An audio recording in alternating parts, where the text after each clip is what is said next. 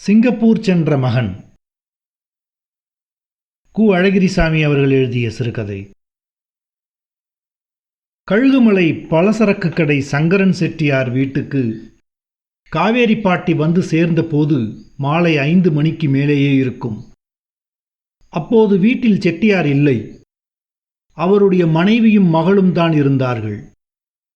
இருவருமே பாட்டியை பார்த்ததும் ஆவலோ வெறுப்போ இன்றி, "வா பாட்டி, எங்கிருந்து வர்ற?" என்று வரவேற்றார்கள். "ஊர்ல இருந்து தான் வரேன் மீனாட்சி" என்று கூறிவிட்டு, "முருகா" என்று சொல்லிக்கொண்டே ஒரு மூலையில் உட்கார்ந்தாள் பாட்டி.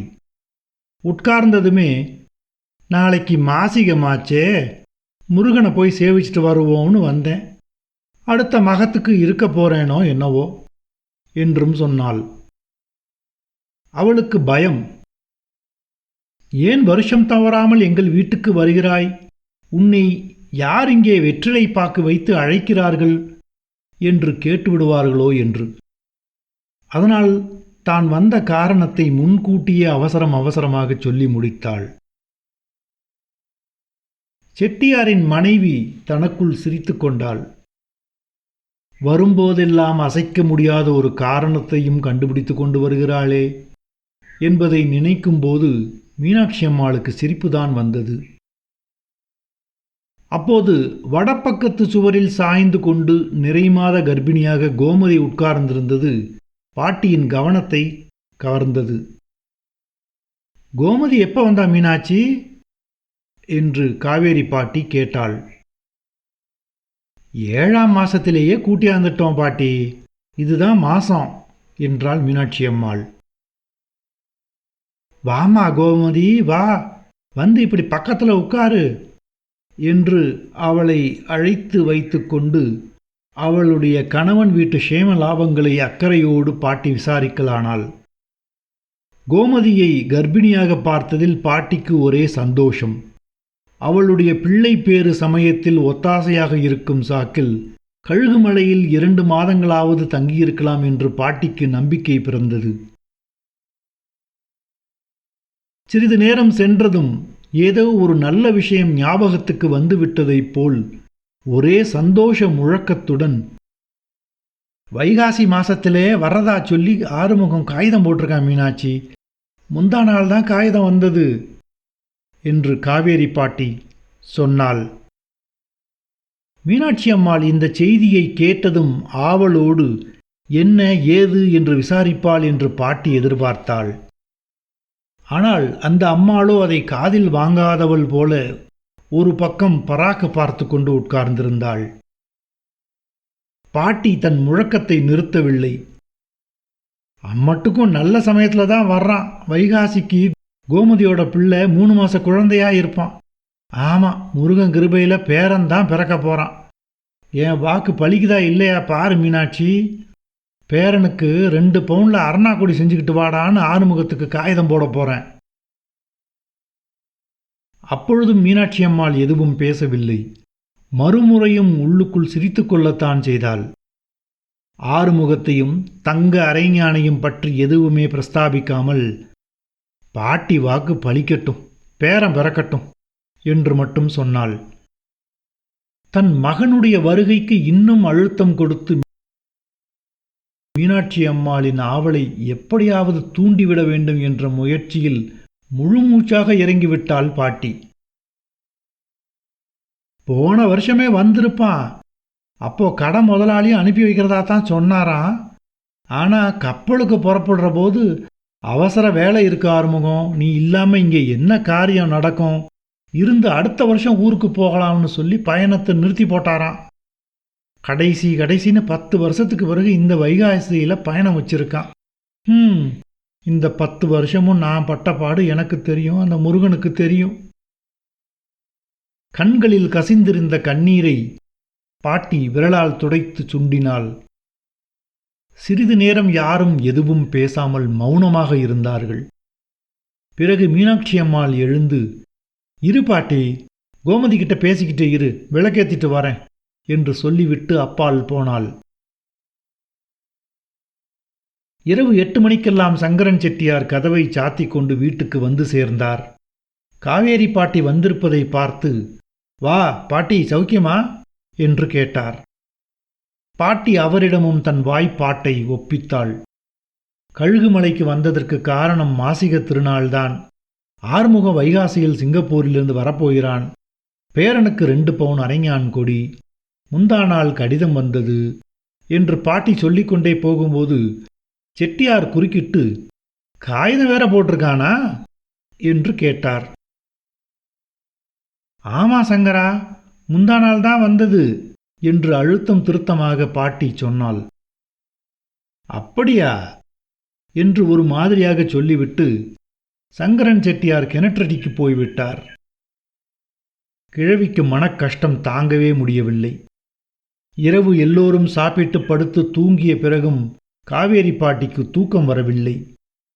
10 வருஷங்களுக்கு பிறகு ஏராளமான சம்பாதித்தியத்துடன் மகன் திரும்பி வருகிறான் என்றும், செட்டியாருடைய பேரனுக்கு 2 பவுன் அரைஞான் கொடியை கொண்டு வந்து கொடுக்கப் போகிறான் என்றும் சொல்லியும் கூட அவர்கள் அதை வேண்டுமென்றே காதில் வாங்கிக் கொள்ளாமல் அப்பால் நழுவுவதை நினைக்கும் போது அவளுக்கு அவமானமாகவும் இருந்தது, பயமாகவும் இருந்தது. ஆறுமுகம் வருவான் என்று அவர்கள் நம்பவில்லை என்பதை அவள் உணர்ந்து கொண்டாள். நம்பாததற்கு காரணம், அவன் தாயை தேடி வரக்கூடிய சத்புத்திரன் அல்ல என்று நினைத்தார்களா? இல்லையென்றால்... கிழவிக்கு பயத்தினால் நெஞ்சு திக் திக்கென்று அடித்து கொண்டது. "முருகா, இந்த வயசுல நான் இப்படி ஊர் ஊரா அலைஞ்சி திரியறது கூட உனக்கு பொறுக்கலையா? இந்த பொழப்பிலையும் மண் விழணுமா? நான் யாருக்கு என்ன கெடுதல் பண்ணினேன்?" என்று கடவுளிடம் தன் குறையை சொல்லி அழுதாள். மாசி மகம் திருநாள் முடிந்ததுமே கழுகுமலையை விட்டு போய்விடலாமா? இல்லை என்றால் துணிந்து குரோமதியின் பிரசவம் வரைக்கும் இருந்துவிட்டு போவதா? இந்த இரண்டில் எதை செய்வது என்பதை தீர்மானிப்பதற்கு வெகுநேரம் வரையில் மனசோடு போராடினாள். கடைசியில் ஒரு முடிவுக்கும் வர முடியாமலே எப்படியோ தூங்கிவிட்டாள். காவேரி பாட்டி அவள் சொன்னது போல் ஊர் ஊராய் அலைந்து ஜீவனம் பண்ண ஆரம்பித்து 10 வருஷங்கள் ஆகிவிட்டன. 10 வருஷங்களுக்கு முன்பு அவளுடைய ஏக புத்திரன் திடீரென்று ஒரு நாள் காணாமல் போய்விட்டான். அவன் அப்படி சொல்லாமல் கொல்லாமல் ஊரை விட்டு போனதற்கு அவனுடைய சோம்பேறித்தனத்தை தவிர வேறு காரணம் எதுவும் கிடையாது. பலகாரம் விற்று அன்றாடம் அரையும் காலும் சம்பாதித்துக் கொண்டிருந்த தகப்பனார் காலமாகிவிட்டார். தாயாருக்கு சுயமாக பலகாரம் போட்டு விற்கும் திறமை கிடையாது. அவனுக்கோ வயது 22 ஆகியும் எந்த வேலையை செய்வதற்கும் சாமர்த்தியம் இல்லை, மனமும் இல்லை. சோம்பேறியாகவே இருந்து பழகிவிட்டான். போதும் போதாததற்கு கெட்ட சகவாசங்கள் வேறு. இந்த நிலையில்தான் அவன் ஊரை விட்டு போய்விட்டான். எங்கே போனான், என்ன ஆனான் என்று யாருக்குமே தெரியாது. காவேரி பாட்டி பிள்ளை பாசத்தினால் அந்த சோம்பேறி மகனை தேடிக்கொண்டு உற்றார் உறவினர் வாழும் ஊருக்கெல்லாம் ஒருமுறை போய்விட்டு ஏமாற்றத்துடன் திரும்பி வந்தாள். வருஷம் 1 ஆயிற்று, 2 ஆயிற்று. அதுவரையிலும் மகனை நினைத்து கவலைப்பட்டு கொண்டிருந்தது போய் தன்னை நினைத்தே கவலைப்பட வேண்டியதாகிவிட்டது. 55 வயதுக்கு மேல் கை முதல் எதுவும் இல்லாமல் தனி வாழ்க்கை வாழ்வது எப்படி? கிழவிக்கு ஒன்றுமே புரியவில்லை. இந்த சமயத்தில் 10-12 மைல் தூரத்திலுள்ள கடம்பூரில் தன் உறவினர் ஒருவர் வீட்டு கல்யாணத்துக்கு போயிருந்தாள். போன இடத்தில் பாட்டிக்கு எதிர்பாராத விதமாக ஆறுமுகத்தை பற்றிய செய்தி தெரிய வந்தது. சிங்கப்பூரிலிருந்து சுமார் 1 மாதத்துக்கு முன் திரும்பி வந்திருந்த அவ்வூர் ஷவரத் தொழிலாளி சுப்பையா காவேரி பாட்டியின் மகன் ஆறுமுகத்தை பற்றி ஒரு சமயம் அந்த கல்யாண வீட்டுக்காரரிடம் பிரஸ்தாபித்திருக்கிறான். சிங்கப்பூருக்கு வந்தவர்களில் நல்ல விதமாக சம்பாதித்து பணத்தோடு ஊர் திரும்பியவர்களும் உண்டு.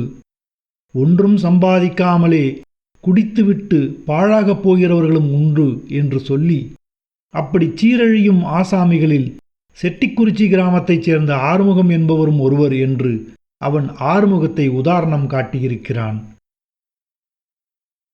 உடனே சுப்பையாவிடம் ஆறுமுகத்தை பற்றி தீர விசாரித்து தெரிந்து கொண்ட கல்யாண வீட்டுக்காரர் அதை ஞாபகம் வைத்திருந்து பாட்டி வந்ததும் அவளிடம் விஷயத்தை சொன்னார். அந்த நிமிஷமே சுப்பையாவை தேடிப் போனாள் பாட்டி. மகனைப் பற்றி விசாரித்தாள். கடல் தாண்டி போயும் மகன் திருந்தாததற்காக ஒரு மூச்சு அழுதாள். அப்புறம், சுப்பையா, நீ எனக்கு பெத்த பிள்ளை மாதிரி, நீ போய் அவனுக்கு புத்தி சொல்லு. 4 பேரை போல சம்பாதிச்சு நல்லபடியா ஊர் வந்து சேர ஒரு வழி பண்ணி கொடு.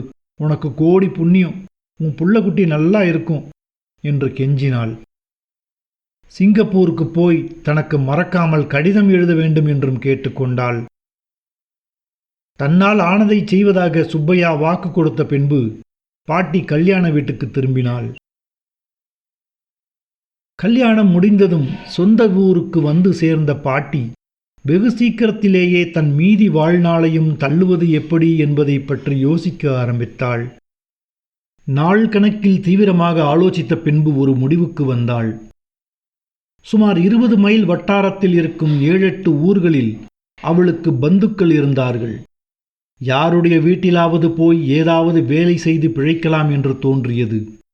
அதன் பிரகாரம் முதலில் ஒரு கிராமத்துக்கு போனாள்.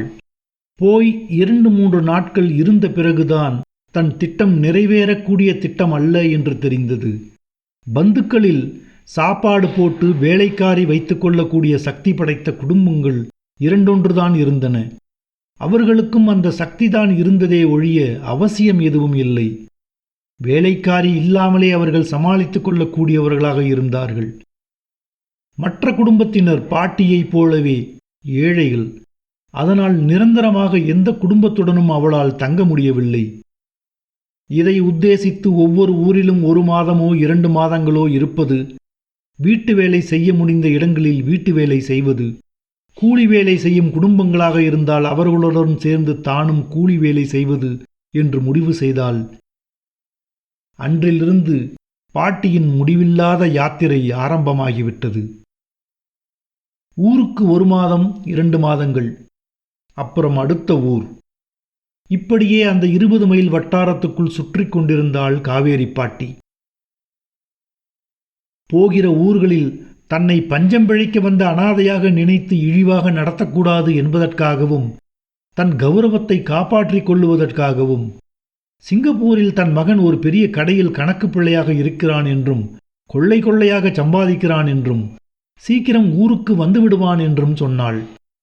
சில ஊர்களில் இந்த கட்டுக்கதையை நம்பவும் செய்தார்கள். சிறிது காலம் சென்றபின் இந்த கட்டுக்கதையை தன் சுய கௌரவத்துக்காக மட்டுமல்லாமல் ஒரு தந்திரமாகவும் சொல்லத் தொடங்கிவிட்டாள். வசதியாக வாழும் பந்துக்களின் வீட்டிலுள்ள சிறுவர் சிறுமியரிடம், உங்கள் மாமன் சிங்கப்பூரிலிருந்து வரும்போது நகை செய்து கொண்டு வருவான், பட்டு வாங்கி கொண்டு வருவான் என்றெல்லாம் சொல்லுவாள். ஏழை உறவினரின் குழந்தைகளிடம், பாவம், இந்த வயசில் இப்படி கஷ்டப்படும்படி ஆகியிருக்கிறது உங்கள் தலையெழுத்து.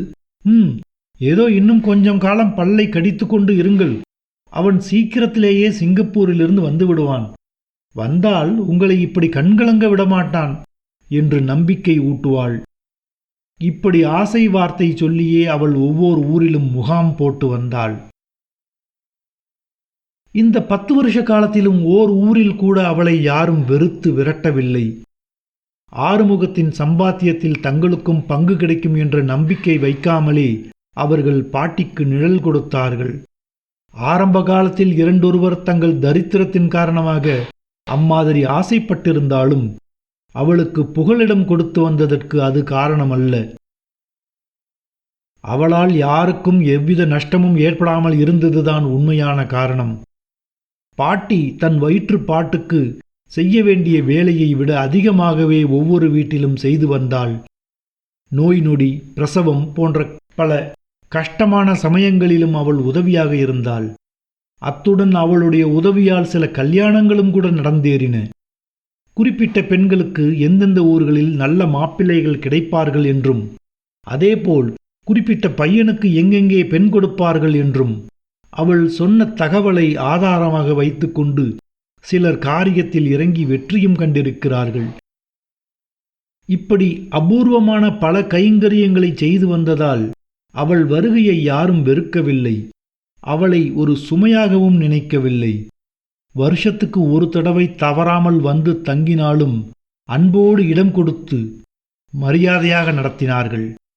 ஆனால் பாட்டியோ தனக்கு கிடைத்த அன்புக்கும் மரியாதைக்கும் தன்னையும் தன் உழைப்பையும் காரணமாக நினைக்காமல் தன் மகன் பெயரைச் சொல்லி ஆசை காட்டியதையே காரணமாக நினைத்து விட்டாள்.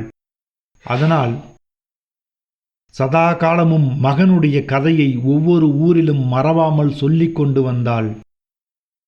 பாட்டியின் யாத்திரை மார்க்கத்தில் உள்ள ஊர்களில் கடம்பூரும் ஒன்று. ஷவரத் தொழிலாளி சுப்பையாவின் வீட்டுக்கு சென்று அவனுடைய தகப்பனாரிடம், சுப்பையா காகிதம் போட்டிருக்கானா, ஆறுமுகத்தை பற்றி எழுதியிருக்கானா என்று விசாரிப்பதற்காகவே அவள் கடம்பூருக்கு போவாள். பாட்டி மிகவும் வைதீகமானவள் ஆதலால் வேறு எங்கும் சாப்பிட மாட்டாள் என்று சுப்பையாவின் தகப்பனார் ஒரு நாளனாவை அவர் கையில் கொடுப்பார். போனதற்கு இதுதான் மிச்சமாக இருக்குமே ஒழிய மகனை பற்றிய தகவல் கிடைக்காது.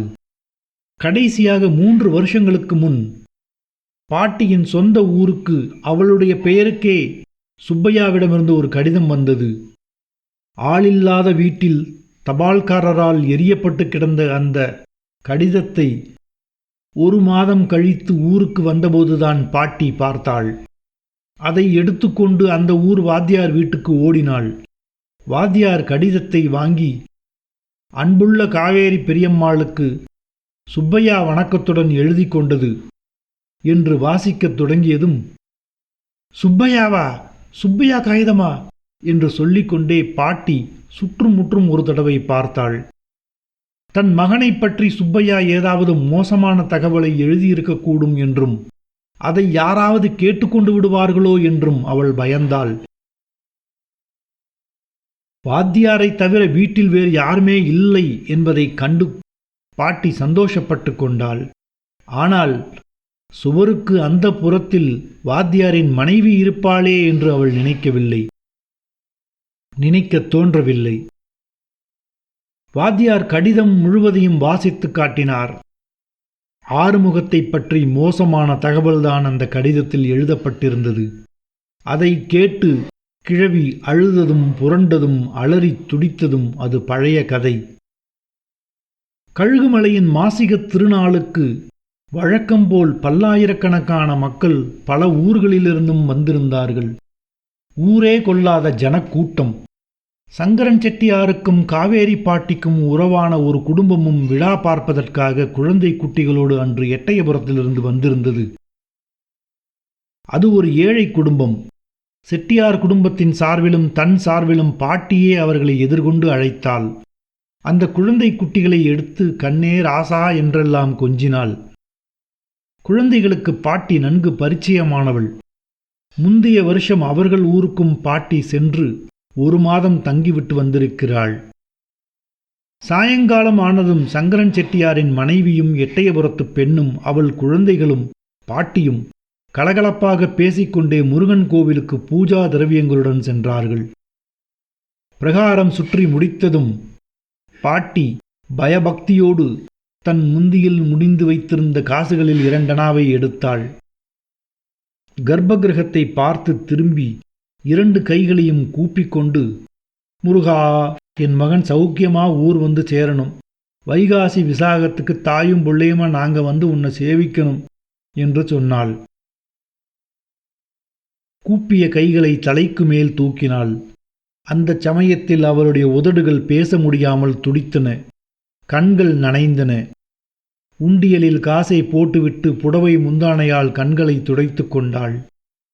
அப்புறம் எல்லோரும் வீடு திரும்பினார்கள். கலகலப்பாக பேசிக்கொண்டே கோவிலுக்கு போனவர்கள் திரும்பி வரும்போது சொல்லி வைத்தாற்போல் பாட்டியிடம் எதுவுமே பேசவில்லை. உண்டியலில் காசு போடும்போது ஆறுமுகத்தை பற்றி அவள் பிரஸ்தாபித்ததுதான் காரணமாக போய்விட்டது. பாட்டியை மறந்துவிட்டு அவர்கள் தங்களுக்குள்ளேயே எதையெதையோ பேசிக்கொண்டு வந்தார்கள். காவேரி பாட்டி பழையபடியும் மனக்கஷ்டத்துக்கு உள்ளானாள். அவன் பேரைச் சொன்னாலே இப்படி ஏன் ஒதுங்கிப் போகிறார்கள் என்று திகைத்தாள். தன் மனசுக்கு ஆறுதல் தேடும் முறையில் அந்த குடும்பத்தின் 6 வயது சிறுவன் ஒருவனை தன் கையில் பிடித்து கொண்டு, கோயிலுக்கு ஒவ்வொரு குழந்தையும் எப்படியெல்லாம் நகை நட்டு போட்டுக்கிட்டு வந்திருக்கு. பாவம், உனக்கு நல்ல நாளும் பொழுதுமா ஒரு பட்டுச்சட்டை கூட கொடுத்து வைக்கலையேடா ராசா. அத்தனை பேருக்கும் நடுவில் உன்னை இந்த கோலத்தில் பார்க்க எனக்கு சகிக்கலேடா கண்ணு என்று எல்லோருக்கும் கேட்கும்படியாகச் சொன்னாள். இந்த வார்த்தைகள் காதில் விழுந்ததுதான் தாமதம். அந்த பையனுடைய தாயார் சினந்த பார்வையோடு பாட்டியை திரும்பி பார்த்தாள். பாட்டி இன்னும் கொஞ்சம் உரத்த குரலில், அவன் இருந்திருந்தா உன்னை இப்படி கோயிலுக்கு போக விட்டிருப்பானா? உனக்கு கெண்ட துண்டு வாங்கி கட்டி என்று சொல்லிக் கொண்டிருக்கும் பொழுதே, ஏ கிழவி, மூடு வாய என்று சீறினாள் சிறுவனுடைய தாய். எல்லோரும் திடுக்கிட்டு நின்று விட்டார்கள். என்ன கிழவி, ஒரேடியா நீட்டி முழக்கிற? வாய் கொழுப்பா உனக்கு? எட்டயபுரத்து பெண் நெருப்பையே கக்கினாள். கிழவி பயந்து நடுங்கிக் கொண்டே, நான் என்ன சொன்னேன்? குத்தமா ஒன்றும் சொல்லலையே என்றாள். குத்தமா ஒன்றும் சொல்லலையா? நாங்கள் என்னமோ கஞ்சிக்கு திண்டாடுற மாதிரியும் நீயும் உன் மகனும் எங்களுக்கு படி அளக்கிற மாதிரியும் இல்லை பேசுகிற. அவன் செத்து அவனை புதைச்ச இடத்துல புல்லு முளைச்சி போச்சு. நீ என்னடானா செத்தவன் பேரை சொல்லி எங்களை ஏமாற்றி பழைக்கிறதோடு நிற்காம எங்களுக்கு முள்ள பிச்சைக்கார பட்டம் கட்டுற என்று எட்டயபுரம் பெண் சீறினாள். முருகா முருகா என்று தெருவே எதிரொலிக்கும்படி கத்தி தலையில் அடித்து கொண்டாள் கிழவி. அநியாயமா சொல்லாத, நாக்கு அழுகி போகும். எனக்கு இருக்கிறது ஒத்தைக்கு ஒரு பிள்ளை. நடுத்தெருவில் திருவிழா கூட்டத்துக்கு மத்தியில் கிழவி தலையில் அடித்து கொண்டு கூப்பாடு போடுவதைக் கண்ட மீனாட்சி அம்மாளுக்கு என்ன செய்வதென்றே தெரியவில்லை. பாட்டி, பேசாமல் இரு, சத்தம் போடாத என்று அவள் கையை இழுத்தாள். ஆனால் கிழவி தன் கூப்பாட்டை நிறுத்தவில்லை. அந்த இடத்தை விட்டு நகரவும் இல்லை. தெருவில் நிற்பவர்களோ என்ன ஏது என்று கேட்டுக்கொண்டே நெருங்கி வந்தனர். ஐயையோ, மானம் போகுதே, நடுத்தெருவில் கிழவி இந்த ஆட்டம் ஆடுறாளே என்று மீனாட்சி அம்மாள் கை விரல்களை சொடுக்கினாள். 2 காதுகளையும் பொத்திக்கொண்டு கிழவியையும் மற்றவர்களையும் அப்படியே விட்டுவிட்டு அதிவேகமாக தன் வீட்டுக்கு ஓடி வந்து விட்டாள். இந்த கிழவியை இனி வீட்டுக்குள்ளே விடுறதே தப்பு கோமதி. அவளுக்கு புத்தி சுவாதீனமே இல்லை. நடுத்தெருவில் வெறி பிடிச்சவ மாதிரி கத்துறா என்று மீனாட்சி அம்மாள் தன் மகளிடம் கதையை சொல்லத் தொடங்கியதும் காவேரி பாட்டியும் எட்டயபுரத்து பெண்ணும் குழந்தைகளும் வந்துவிட்டார்கள். பாட்டி அழுகையும் கூக்குரலுமாகவே வந்தாள். தெருவில் நடந்த நிகழ்ச்சியை கேட்ட செட்டியார் திடுக்கிட்டு, அட பாவமே, கிழவி இடத்துல அந்த சமாச்சாரத்தை போய் ஏன் சொன்னீங்க இந்த வயசு காலத்தில் என்று சொல்லிக் கொண்டிருக்கும் போதே எட்டயபுரத்து பெண் தனியாத ஆத்திரத்துடன், இந்த கிழவி என்னையும் என் பிள்ளைகளையும் நடுத்தெருவில் இவ்வளவு கேவலமாக பேசலாமா அண்ணாச்சி? ஊருக்கு வர்றபோதுதான் இப்படி அவமானமாக பேசுகிறாள்னு பார்த்தா நாங்கள் வந்த இடத்துலையுமா பேசுறது என்றாள். என் பிள்ளை சாகலை, சங்கரா உசுரோட இருக்கிறான். முருகன் பேரில் சத்தியமாக சொல்கிறேன், அவன் உசுரோட தான் இருக்கான். அநியாயமாக பேசுகிற இவ விளங்க மாட்டா என்றாள் பாட்டி ஆவேசத்துடன். சத்தியம் வேறையா பண்ற? சத்தியம் பண்ணிட்டா 3 வருஷத்துக்கு முன்னால் செத்தவன் உசுரோட வந்துடுவான்னு நினப்பா என்றாள் எட்டயபுரத்து பெண். நீ சும்மா இரு என்று அவள் வாயை அடக்கினார் அவள் கணவர். சங்கரன் செட்டியார் மிகவும் இரக்கமான குரலில், எத்தனை நாளைக்கு தான் மூடி வைக்க முடியும்? பாட்டி, நான் சொல்கிறத நம்பு. உன் பிள்ளை சமாச்சாரம் எனக்கு அப்போவே தெரியும். எனக்கு மட்டும் இல்லை, இன்னும் யார் யாருக்கெல்லாமோ தெரியும். வயசு காலத்தில் அதை உனக்கு சொல்ல வேண்டாம்னு தான் எல்லாரும் இத்தனை நாளும் மூடி மறைச்சி வச்சுருந்தோம். உண்மையை எத்தனை நாளைக்கு மறைச்சி வச்சாலும் ஒரு சமயம் இல்லாட்டா ஒரு சமயம் வெளியாகாமல் போகாது. மனசை அடக்கிக்கோ என்று ஆறுதல் அளிக்க முயன்றார். ஆனால் யார் சொன்னாலுமே பாட்டி ஒப்புக்கொள்ள தயாராக இல்லை. தான் இதுவரையில் ஏமாற்றி பிழைத்ததாக நினைத்து விடுவார்களே, மற்ற உறவினர்களுக்கும் விஷயம் எட்டி தன்னை கேவலமாக பேசுவார்களே, எங்கும் தலை காட்ட முடியாதே என்ற பயமும் அதிர்ச்சியும் அவளுடைய புத்தியை பேதலிக்கச் செய்துவிட்டன. உயிரை கொடுத்தாவது தனக்கு ஏற்பட்டுள்ள அவமானத்திலிருந்து மீள வேண்டும், மகன் உயிரோடு இருப்பதாக நிரூபித்து விட வேண்டும் என்று துடித்தாள். முழுக்க முழுக்க சுவாதீனத்தை இழந்து, சங்கரா நீ கூடவா அப்படி சொல்ற? நான் சொல்றது நெசமா பொய்யா என்கிறத முந்தா நாள் வந்த இந்த காகிதத்தை பார்த்தாவது தெரிஞ்சுக்கோ என்று கூறி தன் புடவையில் முடிந்திருந்த வெள்ளை காகிதத்தை எடுத்து எதிரே வீசினாள். வீசிய மாத்திரத்தில் கிழவி அப்படியே கீழே சரிந்தாள். செட்டியாருக்கோ அவள் விழுந்ததைக் கூட பொருட்படுத்த தோன்றவில்லை. நம்ப முடியாத ஆச்சரியத்திற்குள்ளான அவர் கசங்கி இருந்த கடிதத்தைத்தான் அவசரமாக பிரித்து வாசித்தார். முந்தானால் ஆறுமுகத்திடமிருந்து வந்ததாக கிழவி சொன்ன அந்த கடிதத்தில் 3 வருஷங்களுக்கு முந்திய தேதி இடப்பட்டு பின்வருமாறு எழுதியிருந்தது: அன்புள்ள காவேரி பெரியம்மாளுக்கு சுப்பையா வணக்கமாய் எழுதி கொண்டது. இப்பவும் உங்கள் மகன் சில நாட்களாய் சீக்காய் கிடந்து நேத்து ராத்திரி சிவலோக பதவி அடைந்து விட்டார். அளவில்லாமல் குடித்து கண்காணாத இடத்தில் இப்படி சாகும்படி அவர் தலைவிதி இருந்திருக்கிறது. எல்லாம் கடவுள் செயல். நாங்கள் 5-6 பேர்கள் சேர்ந்து எடுத்து கொண்டு போய் அடக்கம் பண்ணினோம். கடவுளை நினைச்சு மனசை தேற்றிக்கொள்ளுங்கள். தலையெழுத்தை நம்மால் மாற்ற முடியாது. ரா. சுப்பையா, சிங்கப்பூர்.